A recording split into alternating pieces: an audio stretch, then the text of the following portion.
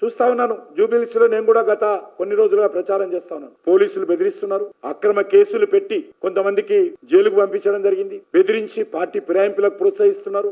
ఏమైనా పర్వాలేదు, మజ్లిస్ పార్టీ కాళ్ళు పట్టుకుంటాము, అజారుద్దీన్ మంత్రి చేస్తాము, ప్రత్యర్థుల మీద దాడులు చేస్తాము, జైలుకు పంపిస్తాము, బెదిరించి ఆశ పెట్టి పార్టీలో చేర్చుకుంటాము, కానీ జూబిలీస్ గెలవాలి అనేటువంటి ఒక దుర్మార్గపు ఆలోచనతో కాంగ్రెస్ పార్టీ వివరించడం ఏదైతున్నదో ఈ రోజు ప్రజలు అర్థం చేసుకోవాల్సిన అవసరం ఉందని మనం చేస్తున్నాను. ఒక్కొక్క డివిజన్ కు మంత్రులను పెట్టి, మంత్రుల పనేంటి ప్రజల మధ్యలో ప్రచారం కాదు. ఎవడు ఏ పార్టీలో ఉన్నాడు, ఏ పార్టీలో ఏ రకంగా బెదిరించాలి, ఎవడు కాంగ్రెస్ పార్టీని వ్యతిరేకిస్తున్నాడు, వారిని ఏ రకంగా బెదిరించి పోలీసులను పంపించి పిలిపించుకోవాలి, ఎవరికి డబ్బులు ఇవ్వాలి, ఎవరికి ఆశలు పెట్టాలి అనే విధంగా గత 4-5 రోజులుగా ఎన్నికల డ్రామా స్టార్ట్ అయిందనే విషయాన్ని సందర్భంగా మనం చేస్తున్నాం. కాంగ్రెస్ పార్టీకి అర్థమైంది, బీఆర్ఎస్ పార్టీకి అర్థమైంది. ఈ రోజు ఏదైతే దుబ్బాకలో జరిగిందో, ఏదైతే హుజూరాబాద్ లో జరిగిందో, ఏదైతే మహబూబ్ నగర్ లో జరిగిందో, అదే ఇక్కడ మళ్ళీ కనిపిస్తుందనే విషయాన్ని ఈ సందర్భంగా నేను మనవి చేస్తా ఉన్నాను.